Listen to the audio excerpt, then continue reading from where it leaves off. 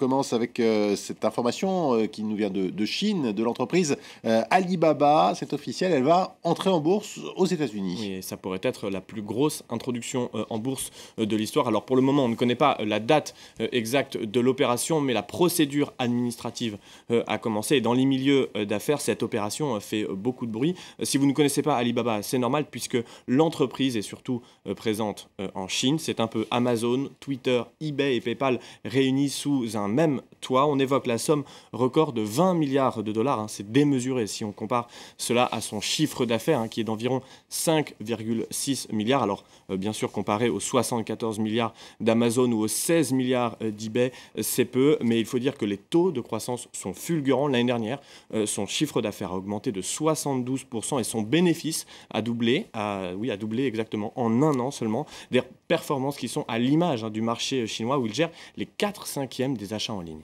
Donc on comprend bien que cette opération aiguise les appétits. Il y a quand même pas mal d'interrogations. Oui, la première, c'est combien vaut réellement Alibaba. Alors bien sûr, le potentiel de croissance explique ces valorisations stratosphériques. On parle de valorisation de l'ordre de 100 milliards, voire pour certains 200 milliards. En réalité, on n'en sait rien. L'autre interrogation concerne les activités qui seront introduites en bourse. Il semblerait que la branche paiement n'en fera pas partie. Pour vous donner une idée, dans une lettre adressée aux employés, le PDG Jack Ma a décrit Wall Street comme une station pour faire le plein d'essence en vue de développement ambitieux, tout simplement. Ça promet.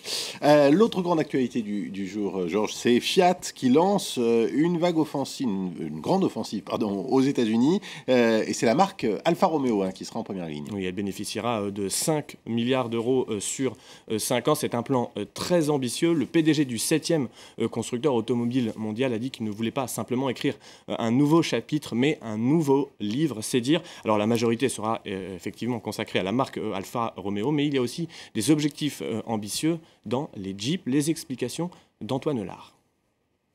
7e groupe automobile mondial, Fiat entend devenir un poids lourd. Et pour y parvenir, la marque italienne se donne 5 ans.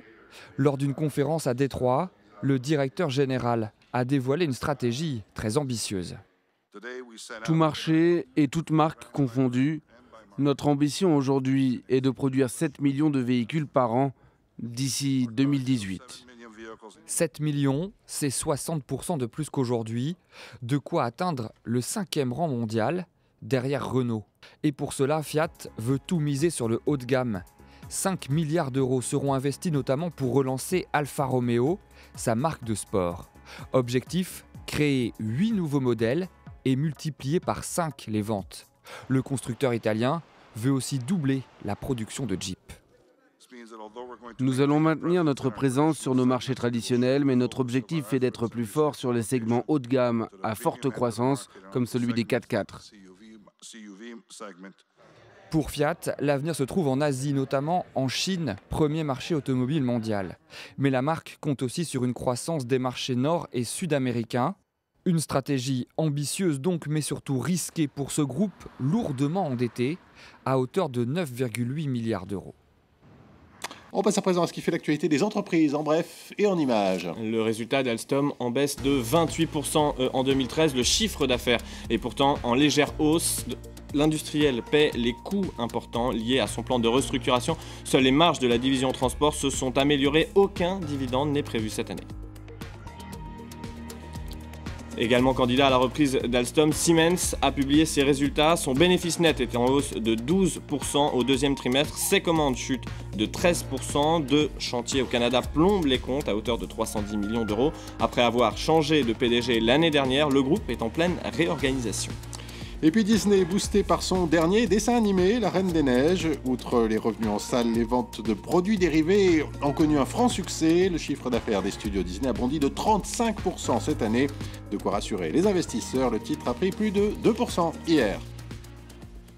Et justement, Georges, on jette un coup d'œil sur les marchés financiers. Ça donne quoi ce matin? C'est un léger recul à l'ouverture aujourd'hui en Europe sur toutes les places, que ce soit à Paris, Londres ou Francfort. Vous le voyez, moins 0,30 à Londres, moins 0,40 à Paris, moins 0,50 à Francfort. Le titre Alstom perdait seulement 0,16% à l'ouverture, hein, malgré ses mauvaises performances. L'action Société Générale a, elle, lourdement chuté. Elle perd plus de 2% ce matin. La faute à des résultats en forte baisse. Sa participation dans une banque russe, Rosbank, a été revue à la baisse de 500 millions d'euros.